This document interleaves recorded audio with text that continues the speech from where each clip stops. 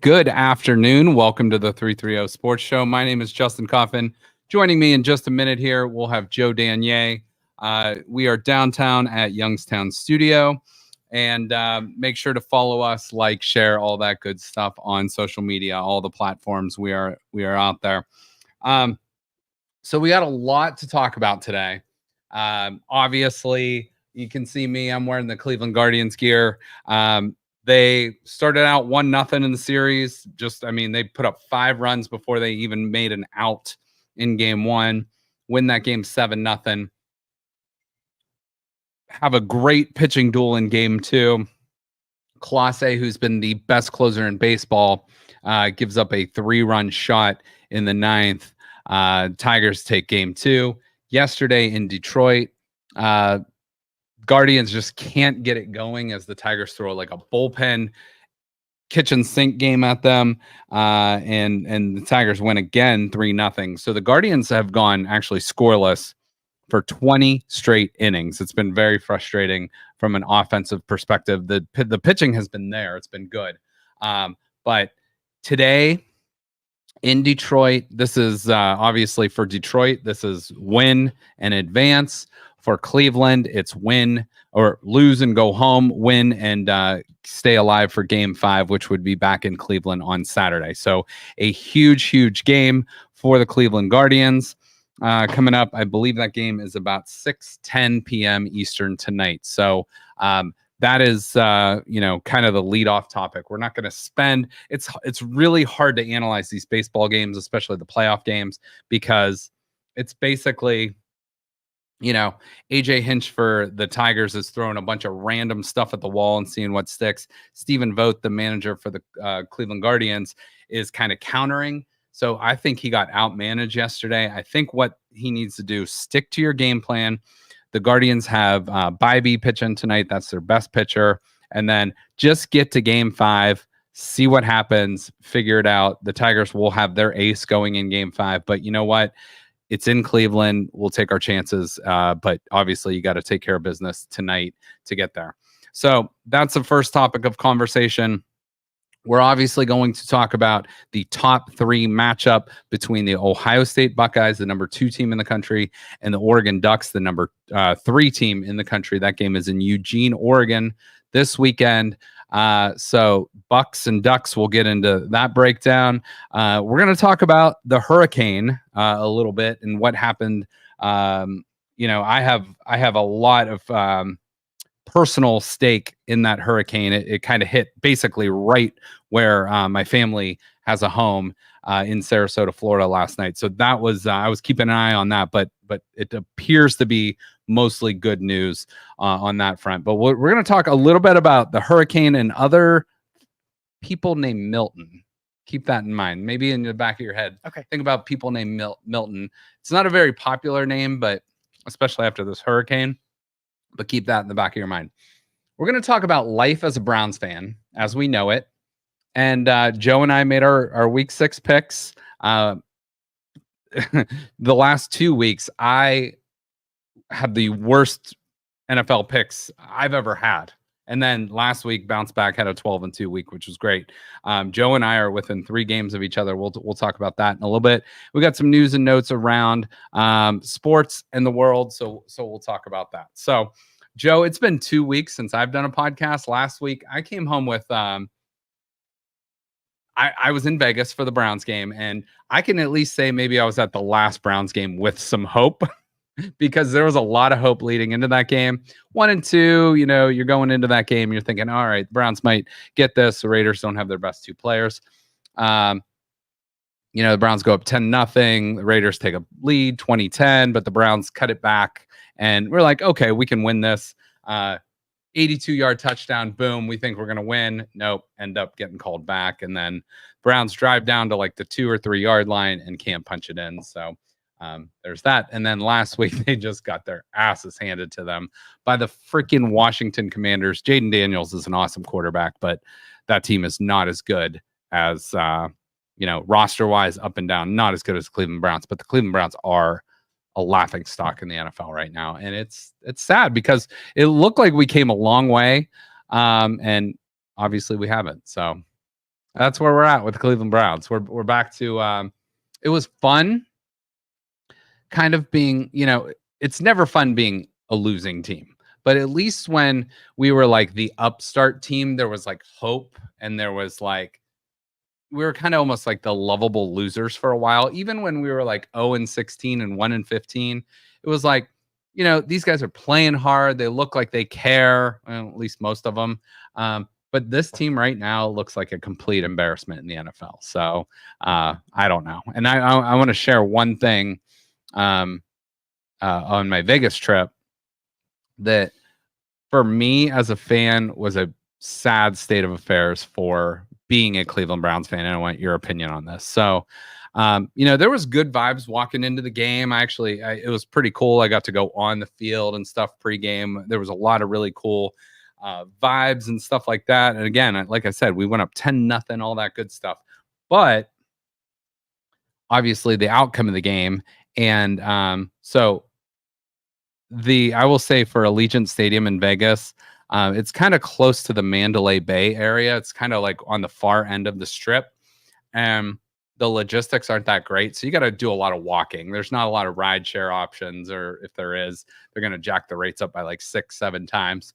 So you kind of either got to let the crowd like disperse and then catch cab. But my buddy Greg and we ended up walking all the way back to Caesar's Palace. So about 2.5 mile walk, which everything kind of looks close. It's not close.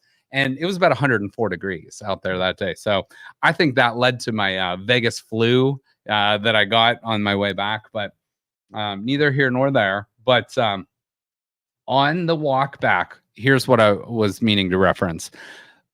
Many Browns fans, and Raiders fan, the one thing I saw, everyone got along well. There was no fights, no arguments. There was some back and forth, like jabbing and just crap talk and stuff like that, but nothing like major. The one thing that I can't stand though is this Browns team, and I've said it, you've said it, is just not a likable team. And the fan base does not like Deshaun Watson. They do not like Deshaun Watson. And it makes it even harder to root for a team that's struggling when you don't like what should be your best player. So now Myles Garrett, probably the best player. Nick Chubb, probably the most likable player. But then Deshaun Watson, you look around the league, the quarterback is the face of the franchise. So when I say, and I don't think this is breaking news by any means, but when I say the Cleveland Browns fan base does not like its quarterback, there's a small group that probably does, that probably loves him, and will ride or die with him no matter what. But when I say that, and these other fans are hearing it and like they're coming back and you're like, oh yeah, that's fine, but we hate Watson too. It's like, what does that make you think as a Browns fan? Well, I think we were all kind of tolerating him as long as he did a job better than even his stats. We would have tolerated a whole lot. But if you suck and you're unlikable, you're under the bus. Like, you were under the bus already. We were just we were willing to overlook your checkered past. Yes. And I think what you just said there, you're willing to overlook the off the field stuff as long as the on the field product is good. Yes. The on the field product has been bad.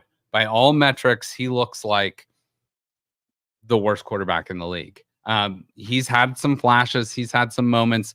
The Jacksonville game, he had some nice moments. The Raiders game, he had some nice moments. But I mean, that first game against the Cowboys, that game against the Giants, and this past game against Washington, he has looked terrible. The team looks checked out. The body language looks awful. The injury report is 25 deep. So I don't know what it is. It seems like Kevin Stefanski hates his job right now, and no one likes losing. Anybody that's been a coach and things aren't going well, it's not easy to do. But a lot of times there's at least some hope or some light. This team does not.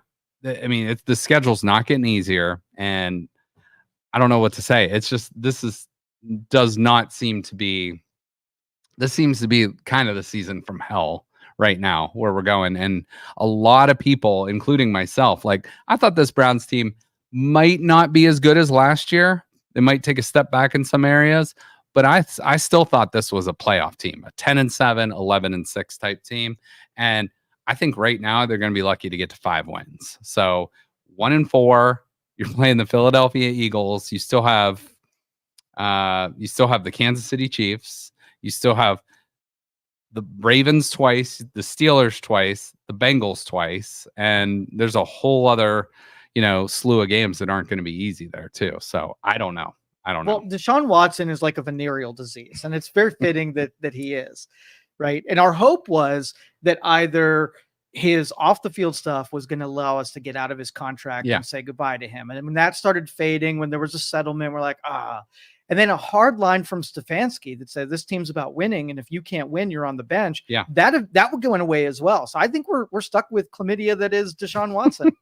I think, and there's no way out of it. Here's a good image to. I will not let what the Cleveland Browns did Sunday ruin my entire week. I will not, like the old Bart Simpson right on the calendar. But you are right. It's just like, how do we fix this team? And I don't know. And I really don't know. It's just, so let's just say you take Flacco and you pull him in and say Flacco's in. Do you think that team looks like it did last year, or at least have glimmers of it? So hard to say because the offensive line has stunk this year, but the offensive line was beat up last year too. Towards the end of the season, we didn't have Wills, we didn't have Conklin the whole year. We didn't have. Here's the big thing: a few other guys. The defenses would have respected what Flacco's capable of doing, and then you give him I feel like we have more offensive weapons this year than we did last year, aside from a tight end debacle there. Right. But still, I think you give him those same wide receivers and he can make stuff happen. I don't disagree with that. And I think where Kevin Stefanski, part of him that hates his job right now, he's trying to run this different offense that is not his offense. It's like he's trying to run this spread formation, which is fine and great because we thought that's what would cater to Watson. They bring in Ken Dorsey to run the offensive system. It's just like nothing is going right now. And it's I heard Nathan Zagura on one of the Browns shows say, it's like death by 1,000 cuts. It's like we're not gaining anything on first down, so we're behind the sticks already. We're getting all these pre-snap penalties. When Watson does make a play, the receivers are dropping the ball. And then, he's leaving a clean pocket and like taking sacks or taking short gains instead of like, last week there was a play where, it was like Amari Cooper goes across the middle, takes 2 DBs with him. They leave Jerry Jeudy wide open. He's in the end zone, no one around him. And, by then Deshaun scrambled and took a sack. So you remember when Baker was in that position and he put the heat on the ball. Yeah. And we had a lot of drops that season and we thought you need some finesse. You need to drop it into the basket. The guys just throwing it too hard and throwing these receivers out of their routes. But these drops are way different. These are like right in the numbers, no reason to be able to drop it. So, the problem is that there's so much to spread around as far as responsibility. It's hard to blame Watson because offensive line sucks. People are dropping there's nothing good going on out there. But like you said earlier, it's like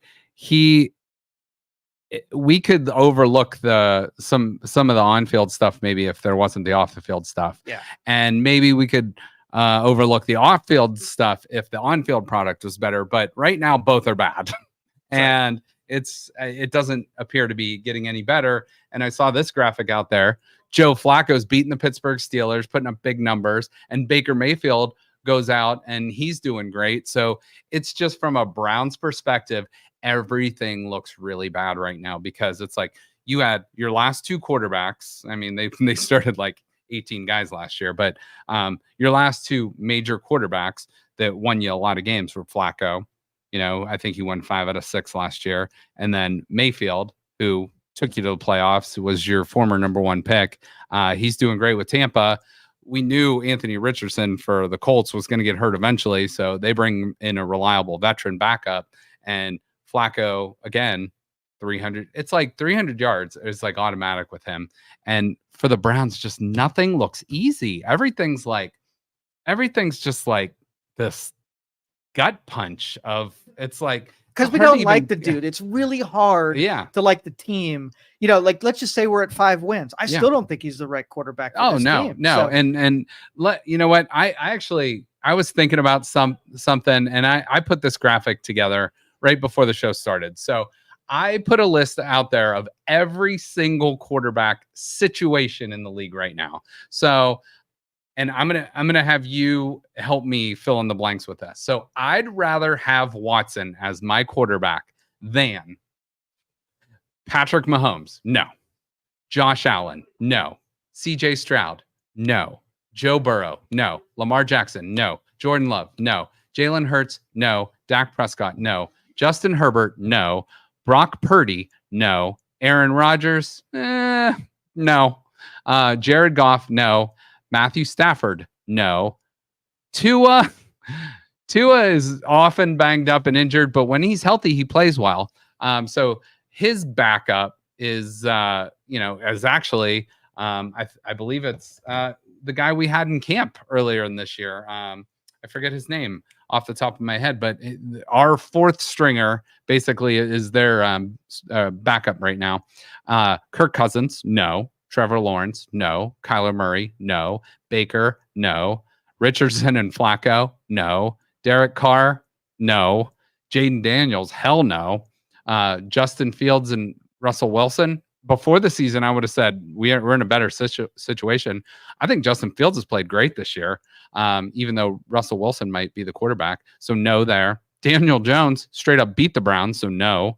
Caleb Williams, first overall pick.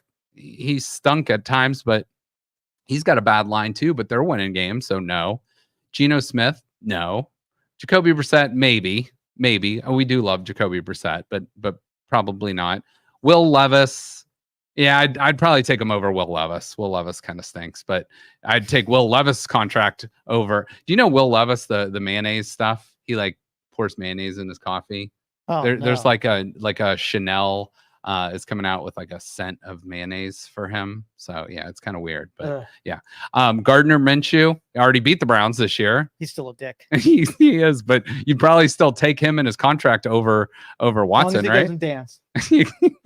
Bryce Young stinks, but he's on a rookie deal. Andy Dalton's winning games now for Carolina. Sam Darnold's been the resurrection story of the league, and Bo Nix looks like a good quarterback. So I don't know if there's maybe Will Levis or Jacoby Brissett. I would take Deshaun Watson over right now out of all the other quarterbacks in the league. So the Browns are in a real bad situation right now. You have the rest of this year. You have 2 more years, which they've kind of backloaded the contract. Now, money doesn't really matter. Like the money in the sense of like how much the Haslams pay him, whatever. That's not coming out of our pockets. But what it does have implications on is the salary cap. And the Browns aren't getting out of that. So the Browns might have to just take their medicine after this year, cut him, let the dead cap hit, or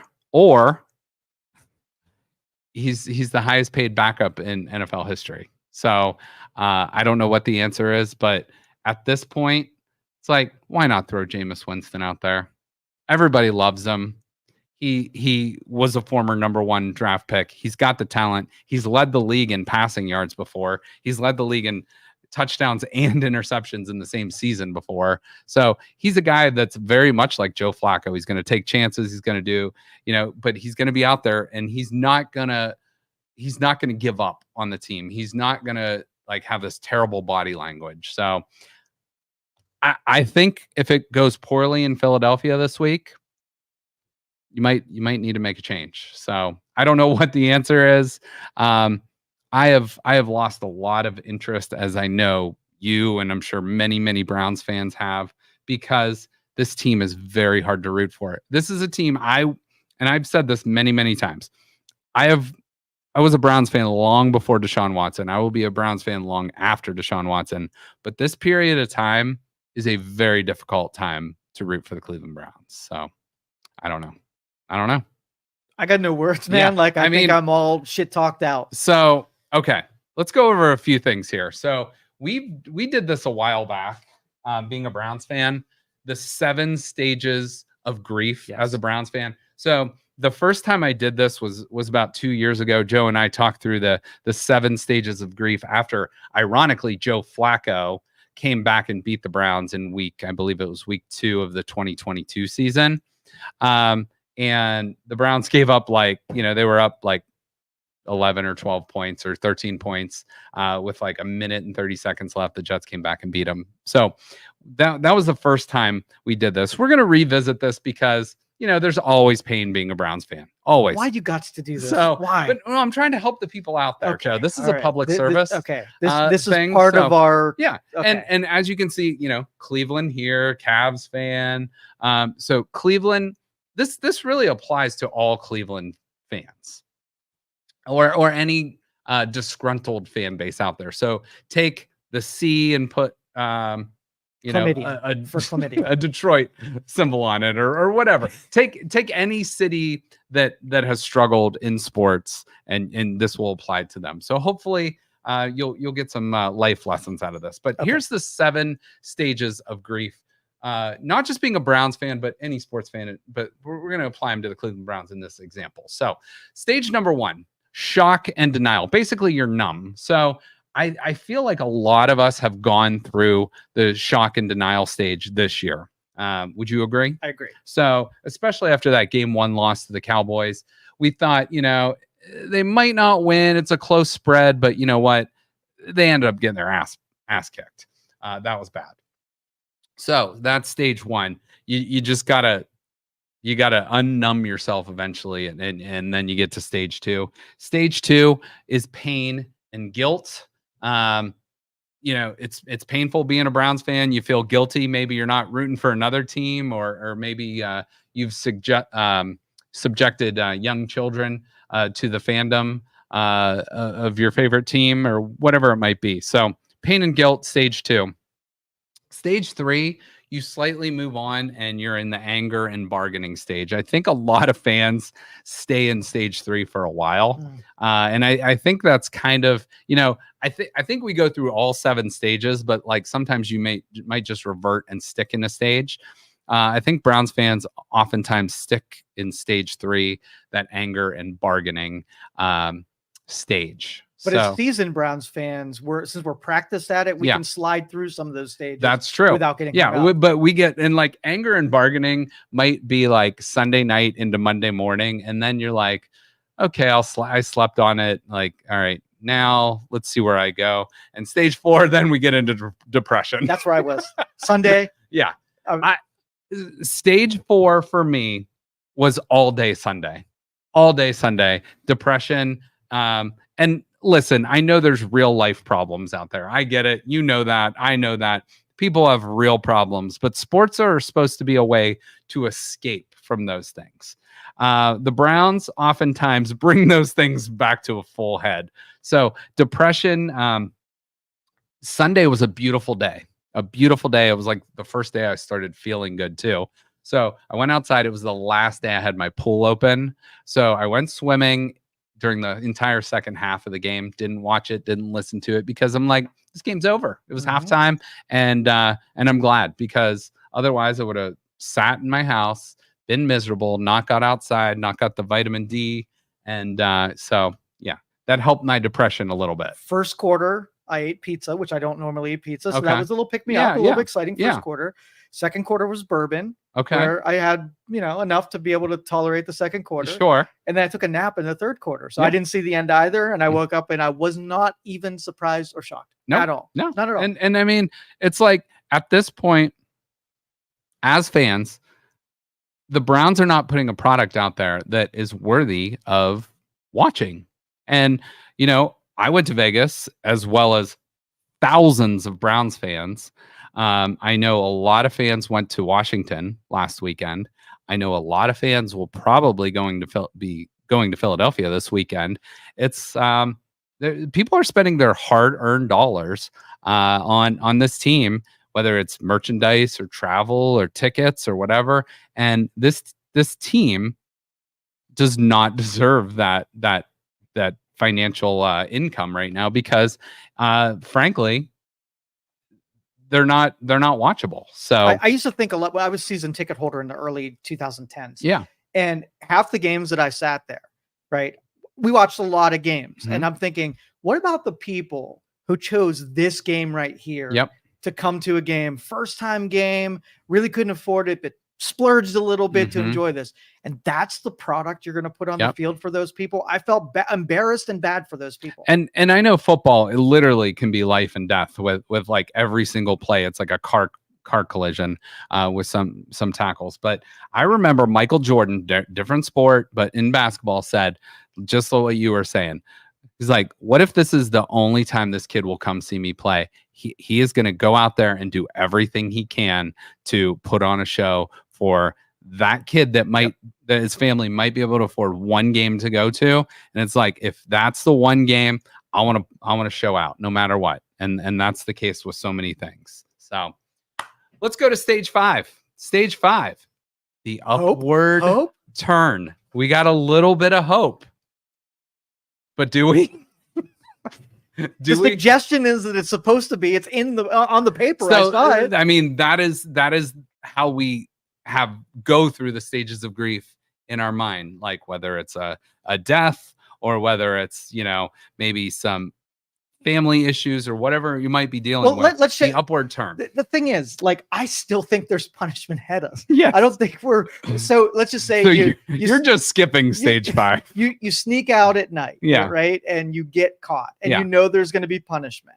So the punishment comes. You're like, okay, I'm going to take it, but then it's paid. The dues is paid. Yeah, and the upward turn is now we can get back to normal life. Yeah.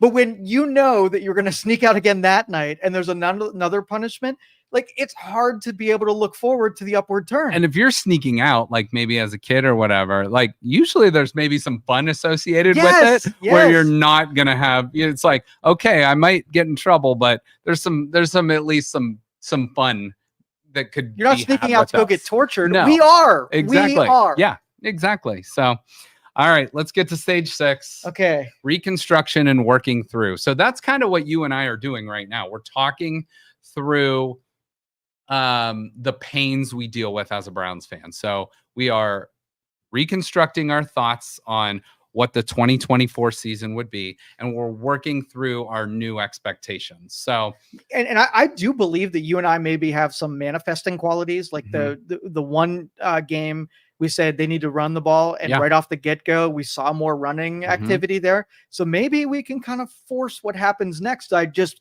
sending it into the ether. So let's do it. Let me just push back on this though. You and I might want to manifest some stuff, but Kevin Stefanski, I don't even think can manifest who he would like to be at quarterback, because I don't know if he has that choice. So if Kevin Stefanski, when you manifest it, the world will make it happen one way or another. It could be an easy happen, or it could be a hard happen. So if you're not going to put him on the bench, like, just because, maybe he'll be put on the bench just because. Like he's injured? I'm not going to say stuff like that. I would never wish injury on anybody. But if a shoulder ends up hurting a little bit, you might want to rest it. Okay.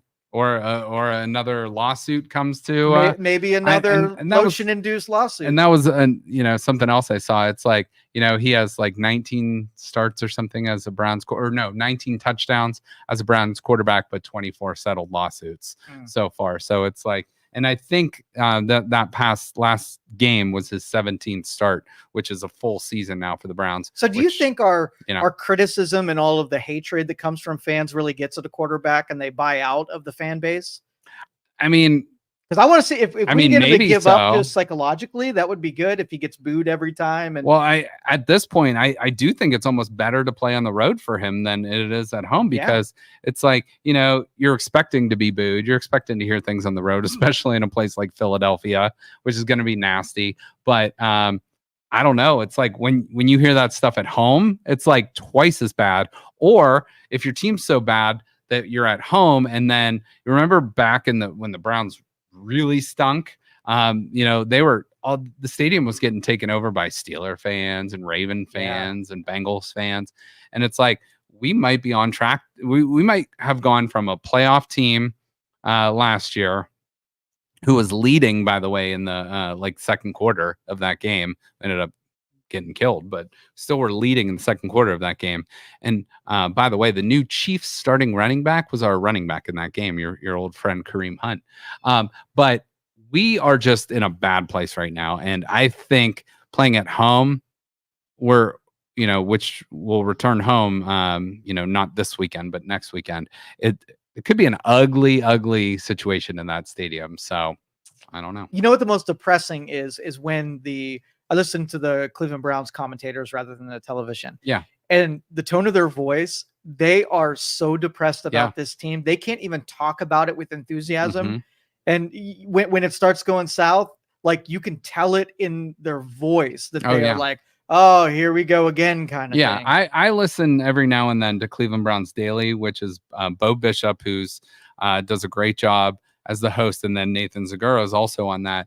And you can just see or hear and feel and listen and see the body language that it's just like, this is not very fun right now. It's like everybody loves their job, and it's like one of those things you wouldn't trade it, but it's like you juxtapose last season with this season, and it's like, man, that was fun. To wow, this is terrible. I gotta talk bad ball every day. So, but at least Jim Donovan was fun to listen to because he was like a honey badger. Like he didn't give a shit about being critical, right? And you got the most authentic responses from him. Yeah. And Siciliano, I have not listened to the radio broadcast. I might start soon and just start doing, keep him busy and doing stuff instead of like wasting a couple hours on, but let's just get to step 7 here. Stage 7, acceptance and hope. So I kind of think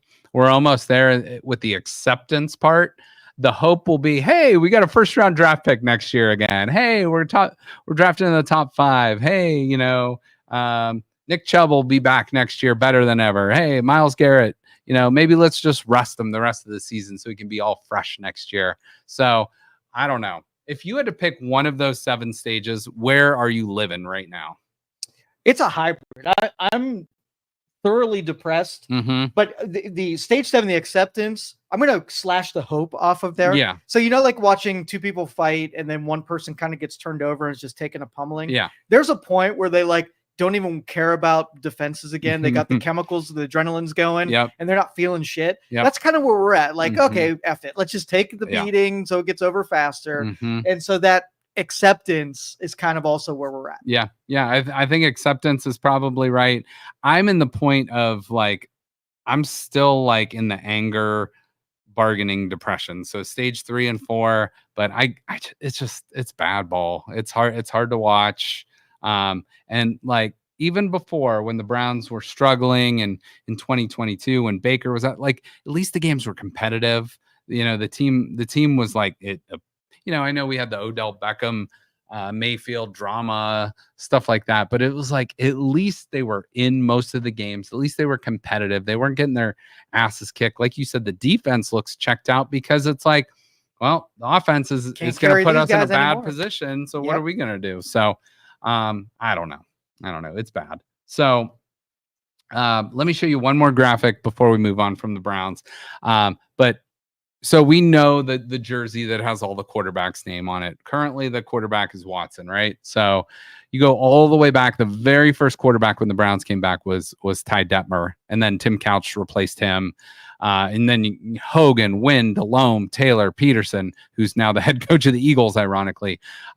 Seneca Wallace.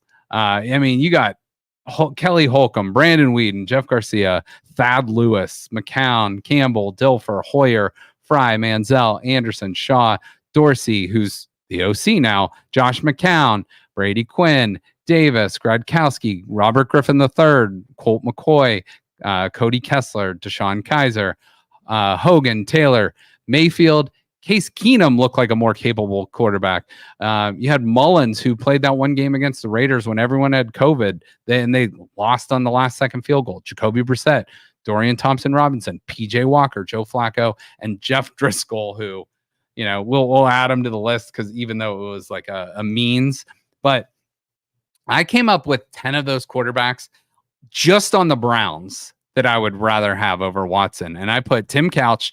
Now, if you took those those quarterbacks, what I'm trying to say, if you took their skill set when they were on the Browns and plucked them and put them on this Browns roster. So I'm not saying like the best version of Jeff Garcia, because Jeff Garcia was awesome with the 49ers, but when he got to the Browns, he wasn't that good. So I didn't put him on this list. But Tim Couch was the former #1 overall pick. He was thrown into an awful position, but I would put Tim Couch on this list because I thought he was a very capable quarterback, just didn't have the team around him. Derek Anderson, I thought was awesome. Oh, he was my favorite, honestly. He was so much fun to watch, and he was so good. Baker, obviously, put Baker on this one. You're probably winning a lot more games. Joe Flacco, Brian Hoyer, Kelly Holcomb, who played awesome when Tim Couch got hurt and he actually almost beat the Steelers in the playoffs. Jacoby Brissett, when he was with the Browns, played pretty well. You know, I think he took he's very likable. And everybody got around him for sure. Exactly. Colt McCoy, you know, not the greatest NFL quarterback, but was capable enough. And he was on some bad Browns teams. Dorian Thompson-Robinson, who we've seen beat the Pittsburgh Steelers last year, and then he's not on this jersey list, but I put Jameis Winston on there because I think Jameis Winston would play better right now than Deshaun Watson. So that's my list. Anybody on that list that you? I think Derek Anderson is probably my favorite. I wish there would have been a bigger era with him as quarterback. Yeah. But you're right. You nailed it on all of those. I would take those above Watson any day. Now there's some bad ones on that list that Deshaun Watson hasn't been great, but I'm not taking Johnny Manziel over Deshaun Watson. I'm not taking a few of those guys. Seneca Wallace, probably not. You know, there's some bad quarterbacks that played for the Browns, but there were some good ones too. They just didn't have the opportunity with a loaded roster. So it's frustrating stuff. Now, one more Browns question. All right, I saw this on social media. I wish I could give you credit, but I don't know who it was.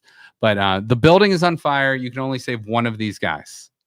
So Deshaun Watson, Andrew Berry, Kevin Stefanski, or Jimmy Haslam. The building's on fire. You only have the resources and strength to save one of these people. Who are you saving? I'm going to forget to mark it on my calendar and just let it go down. What about you? If I had to pick one, I'm probably going Stefanski. I mean, the guy's the 2-time coach of the year in 4 years. Owners can be replaced. Everybody wants to own an NFL franchise.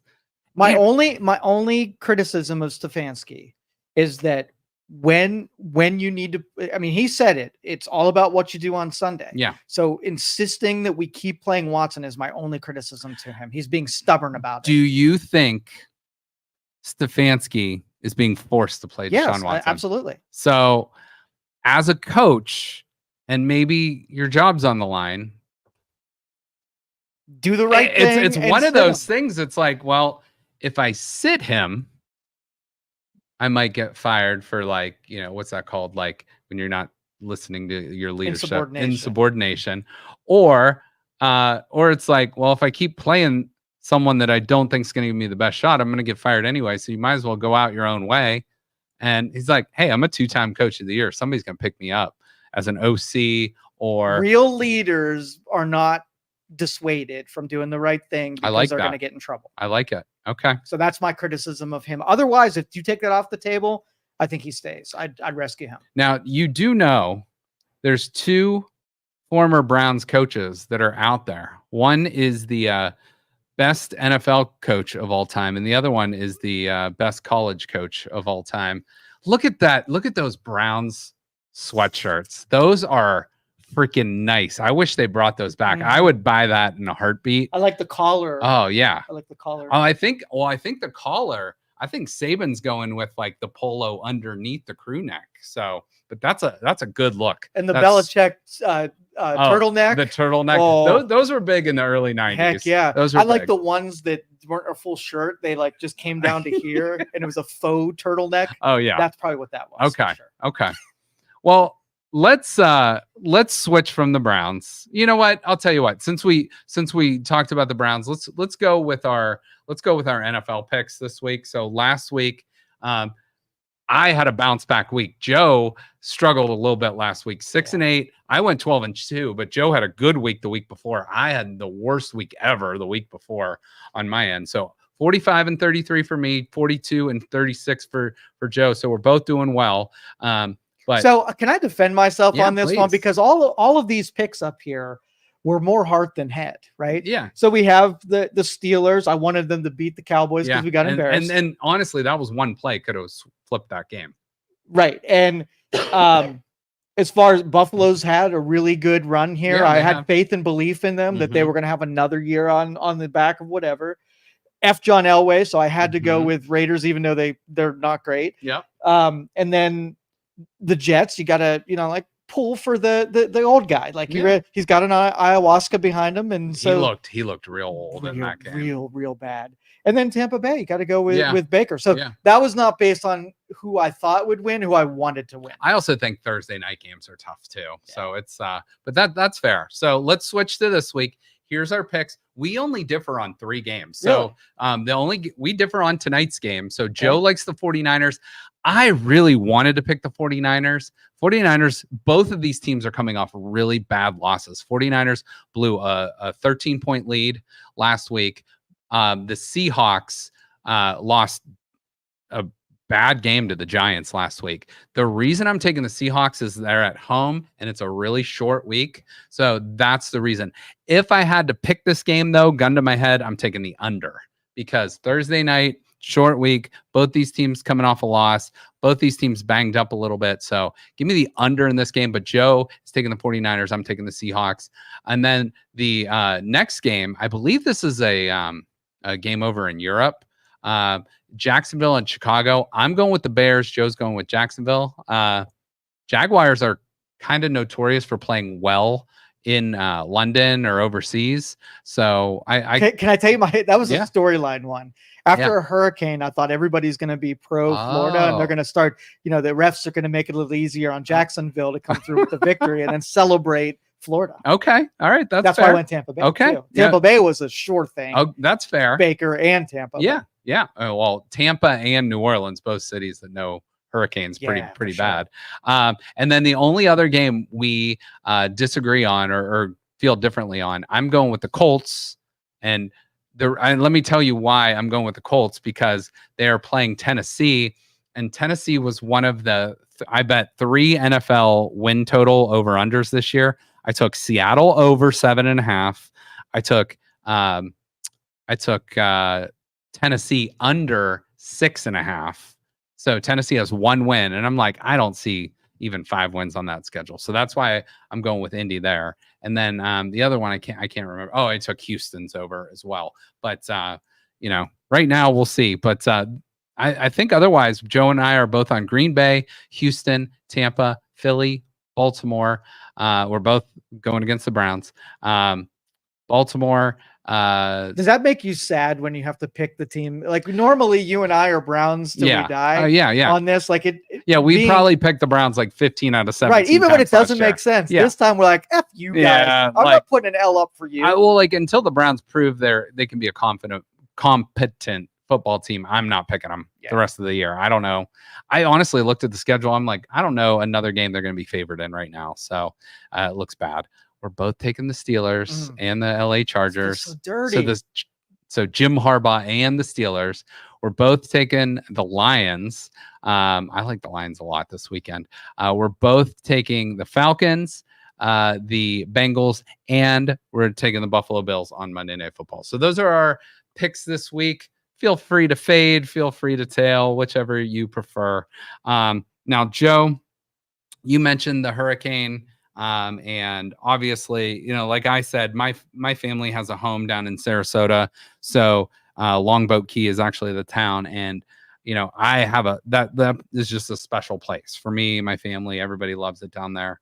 And luckily, like a lot of the reports and stuff I saw, now they've been hammered twice in 3 weeks or in 2 weeks, really. But this hurricane was not as bad as that Helene. So luckily there was some good news with that, but I was like, Milton, that's kind of a stupid name, F Milton anyway. But I just made me think, I'm like, Besides like a couple things, I can't think of another Milton. So I looked some up, and then some triggered my memory. So my favorite one, obviously, is Milton from Office Space. I believe you have my stapler. Do you have my swing line stapler? Such a good movie. If you have never seen Office Space, that's one we need to do a movie breakdown on. But Milton Wadhams from Office Space. Can you think of another Milton? Yeah. Milton Friedman. Milton Friedman. Economist, yeah. Oh, okay. Okay. See, that's where your IQ is a little bit better than mine. So I did not have him on my list. I did have Milton Hershey. Hershey, one of the chocolatiers. So and then to round out the list, obviously Milton Bradley. Can't forget Milton Bradley. Think of that one. All the board games. There was also a Cleveland Indians outfielder named Milton Bradley in the 2000s. So and then Milton Berle.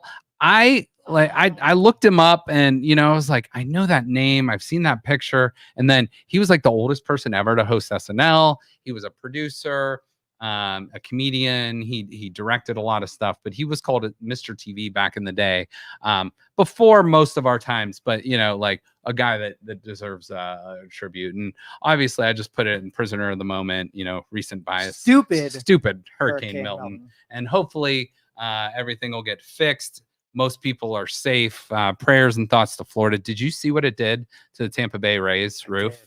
Ripped the thing straight off. Yep. And no one likes that stadium. But the sad thing was, I saw they had like a ton of cots set up on the baseball field for the first responders, and that was supposed to be kind of their home base. And obviously, I'm sure plans had to change there. But F you, Milton. So.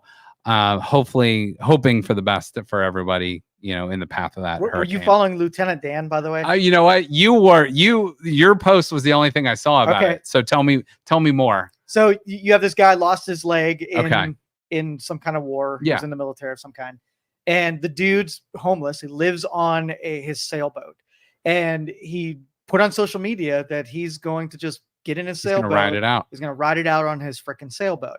And the mayor tried to get him to evacuate and leave. Yeah. He said, nope. And mayor said, you're on your own. Oh, boy. And so they had lots of social media people checking on him to see how he was doing. And they got footage of the boat just getting thrown around in the Now, bay. what kind of boat are we talking about? It's a 20-foot sailboat. Tiny boat to be on the ocean. Yeah. But you start in the waves and wind, and that thing got tossed around like crazy. But anyway, he survived. There was bets that he was not going to survive the night.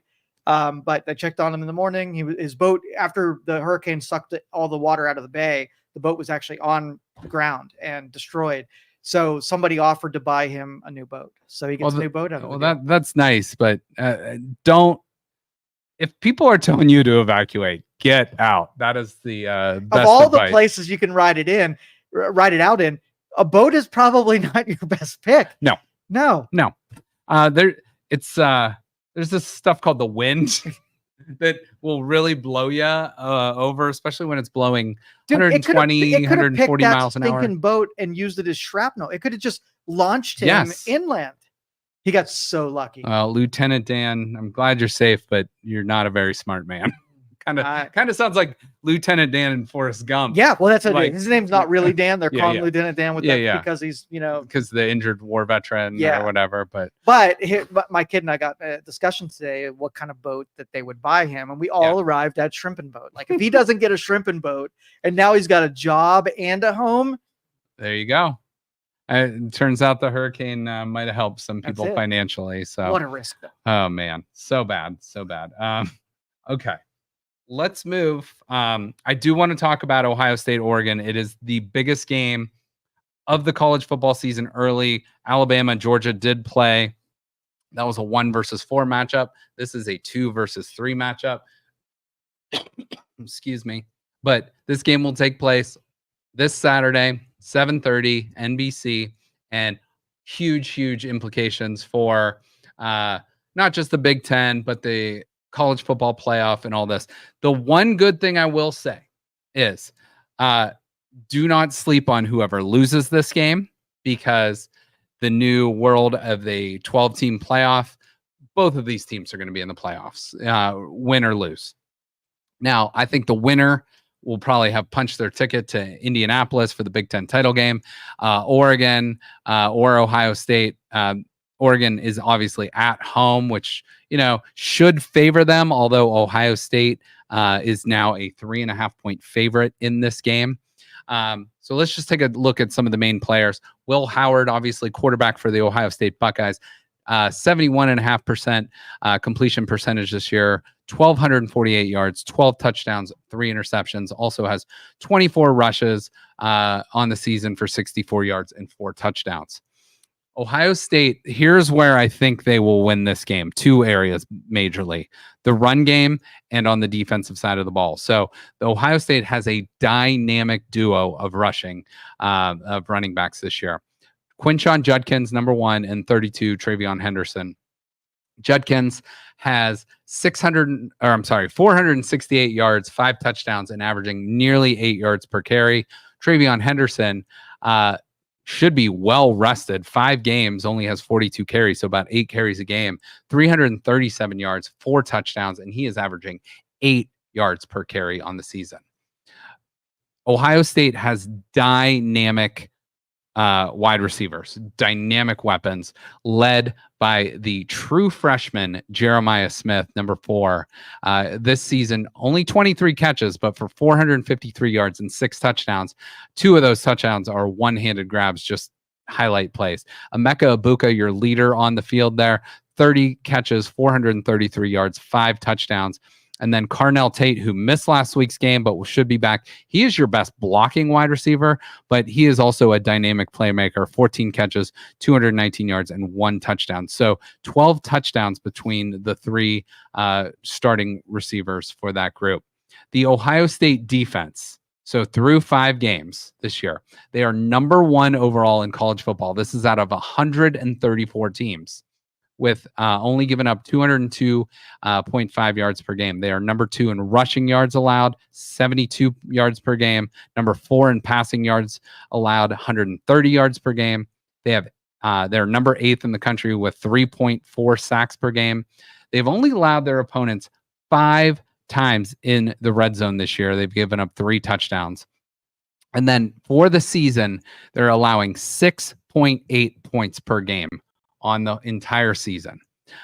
Here's a look real quick at the Oregon Ducks. They've played 5 games this year. They had a really tight game the first 2 weeks. So they played Idaho, who is an FCS school, really struggled in that game. They outgained them 2 times their yardage, but that was a tough game for them. 10-point game in the fourth quarter there, a 7-point game in the fourth quarter.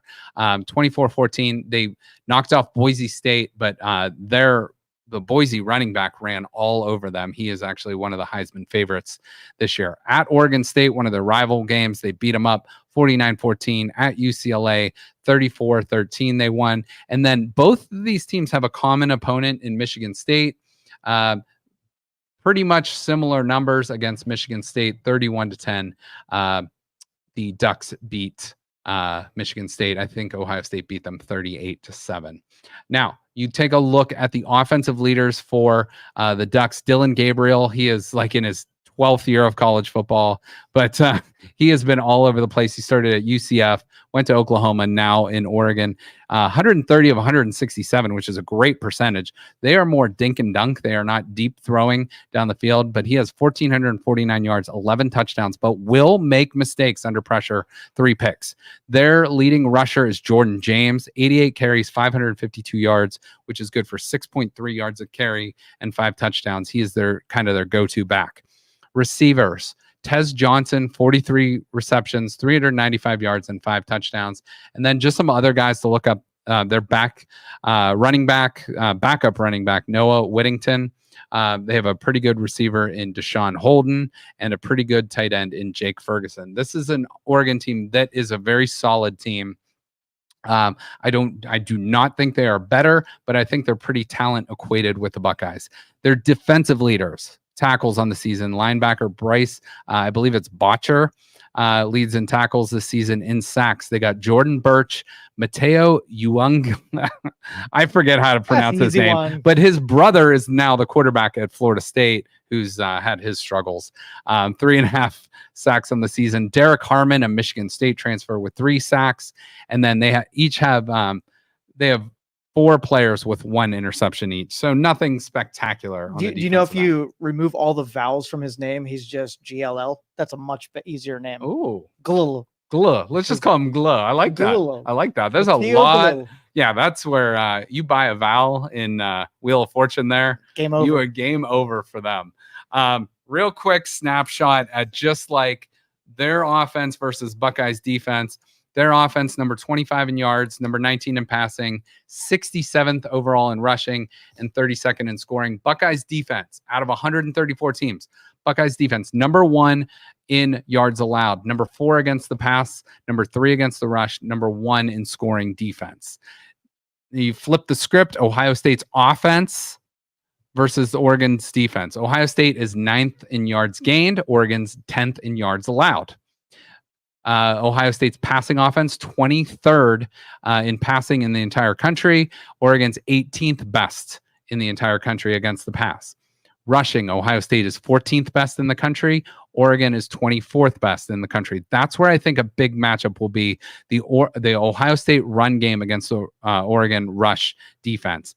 And then Ohio State is 4th in the country in scoring, and the Ducks are giving up the 21st least amount of points in the country so far this year. So that's kind of a quick snapshot at what this game could look like. Ohio State 5-0 on the season so far.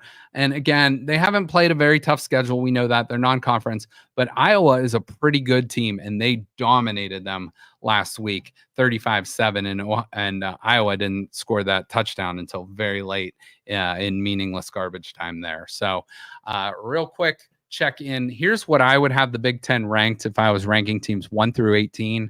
I'd have Ohio State 1, Oregon 2, Penn State 3. Now, ironically, Ohio State in the entire country is number 2, Oregon is number 3, and Penn State is number 4. That is the first time in Big Ten history that the Big Ten has had 3 of the top 4 teams in the country. Now, you add Oregon to that mix that hasn't been there in the past, but that's pretty awesome. Indiana is now a ranked team. Illinois is a ranked team. Nebraska is right outside the top 25. If they get a win this week, they will be in the they will be back ranked. Iowa's a pretty solid team. Michigan State is an up and down team. They're all right. Washington came back and beat the Michigan Wolverines last week, which was awesome. It's cool to see Michigan lose 2 of their last 3 games. Michigan having the 10th spot, still a really good team, just not, they cannot throw the ball. They're trying to figure it out on defense too. USC, Rutgers, Minnesota, Maryland, Wisconsin, Northwestern, and then Purdue and UCLA are just the bottom feeders of the Big Ten right now. So Maryland's not in last place. No, go Maryland. No. So yeah, the Big Ten's a very deep conference this year. It's a very, I mean, you got 18 teams, so you know they should be good, but you know, there's a very top heavy too. So with Ohio State, Oregon, Penn State, and then who knows, Indiana could be a sleeper for the playoffs, which would be absolutely insane. So our local team here, they have not been playing very well this season. They're 2-4, and you know they've had some bad losses.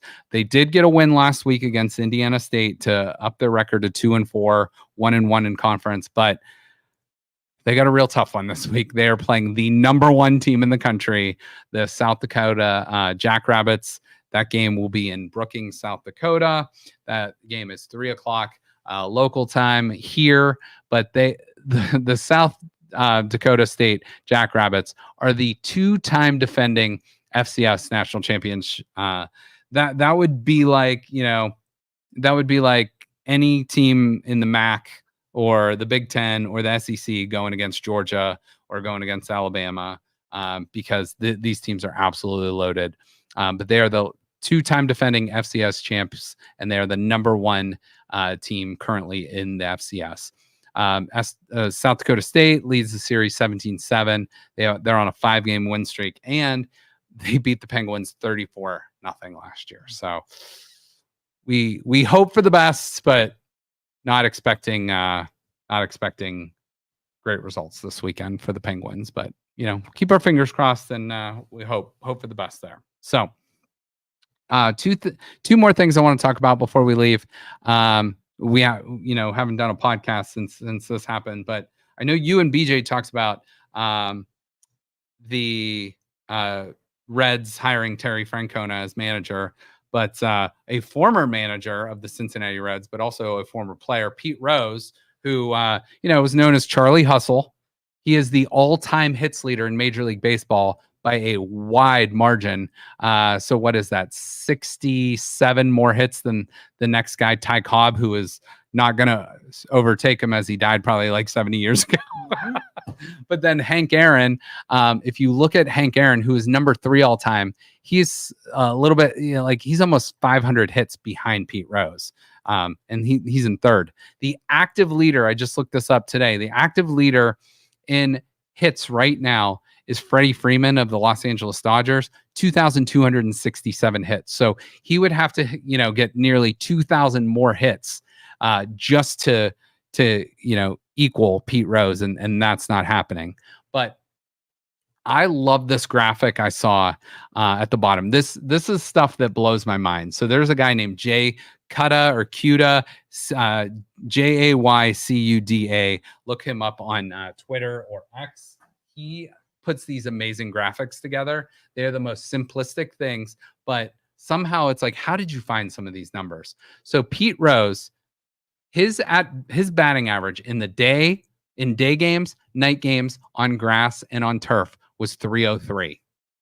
He played thousands of games. So, but to have the same batting average in the daytime and at night, 5,000 at bats versus 9,000 at bats, on grass, 7,000 at bats versus almost the same on turf.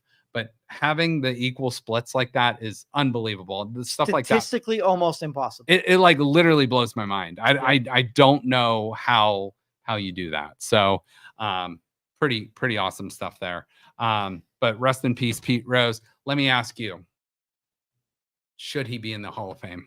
Yeah. I mean, if you don't want to put him in as a manager, it's like he's the greatest, at least sheer number of hits player that has ever lived. It's like, how do you not have him in the Hall of Fame? So yeah, he 100% has to be in the Hall of Fame. And now I think it'd be a little shitty if they put him in like this year posthumously, but it's like, maybe give it a year or two, but they need to put Pete Rose in the Hall of Fame, because I mean, the NFL will put a guy who murdered someone in the Hall of Fame like yesterday. It wasn't Ty Cobb who was second on that list. He was like one of the biggest pieces of shit out there. And I know Pete Rose has a very checkered off the field things with lots of stuff.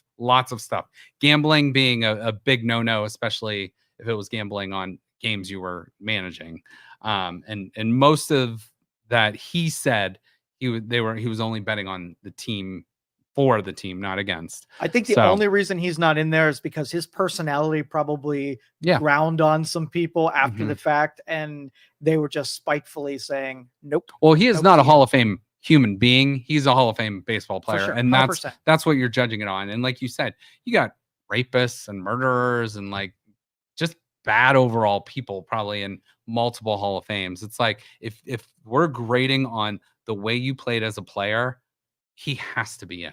So there's no excuse for him not to be in. So, all right, we said our piece on that.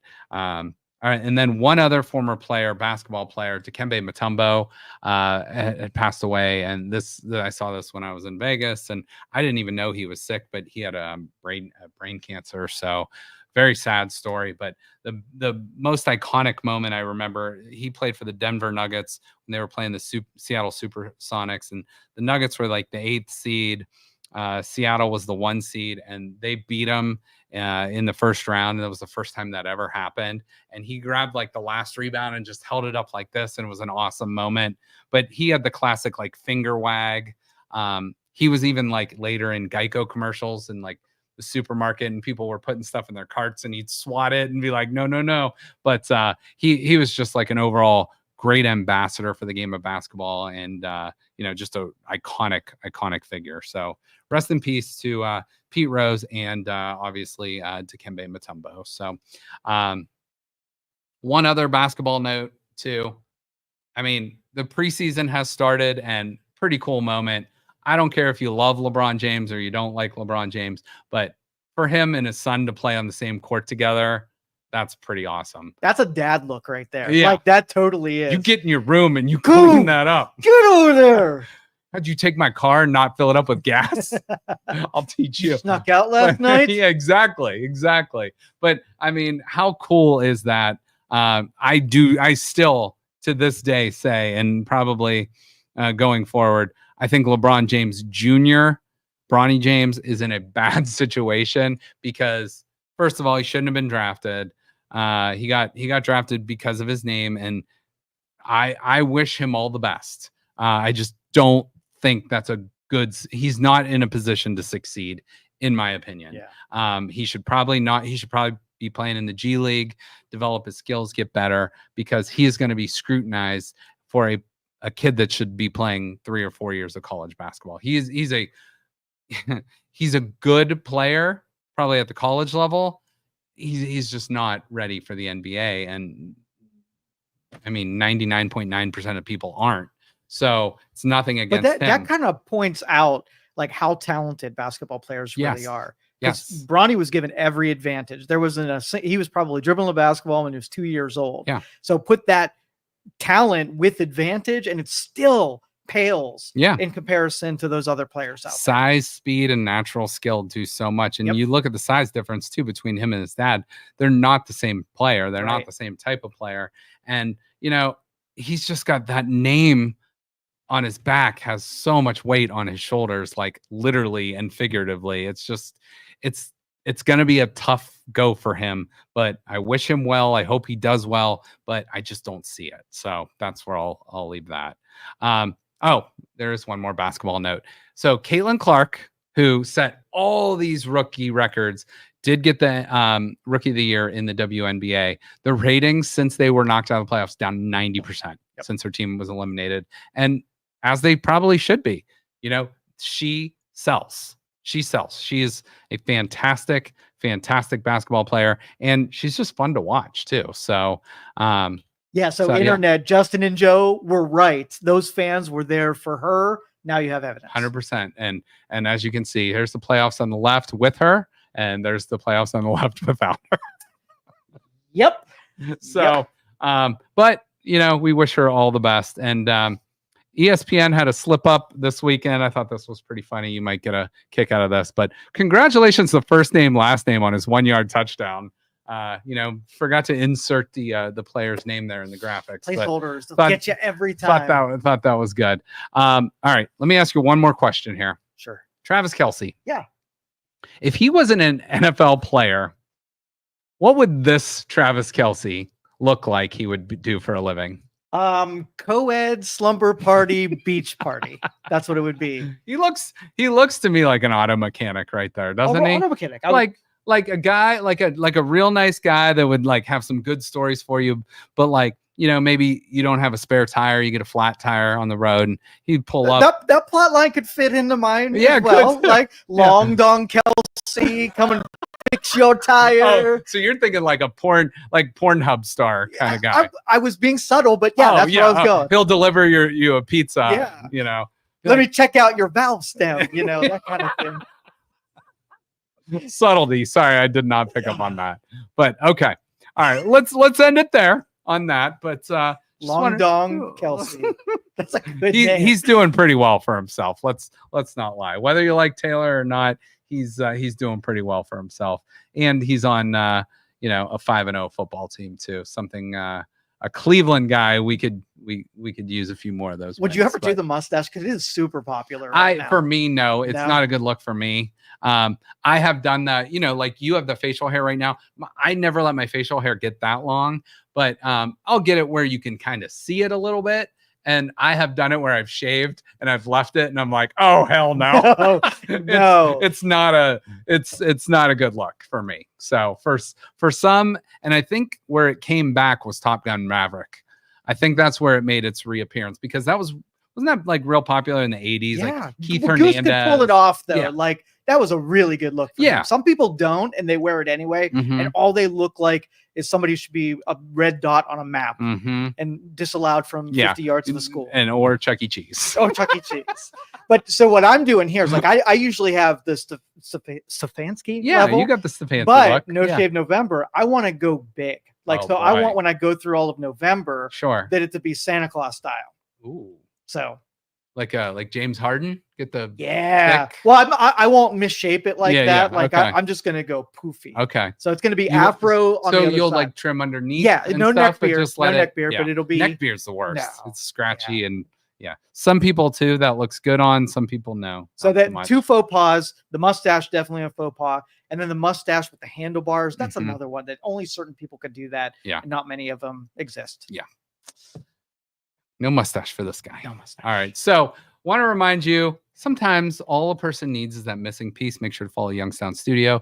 Make sure to follow the 330 Sports Show. We will not be doing another podcast until next week. So hopefully by then, the Cleveland Guardians will be playing either Kansas City or the New York Yankees in the ALCS. But, that's all we will hope for. Hopefully we're coming off an Ohio State win. Hopefully we're coming off maybe a huge YSU upset. Who knows? So, we appreciate you guys watching, listening, following. Make sure to follow, again, Youngstown Studio and the 330 Sports Show. For Joe Danier, Justin Coffin, BJ Lisco in the back. Everybody enjoy your weekend, and we will talk to you soon.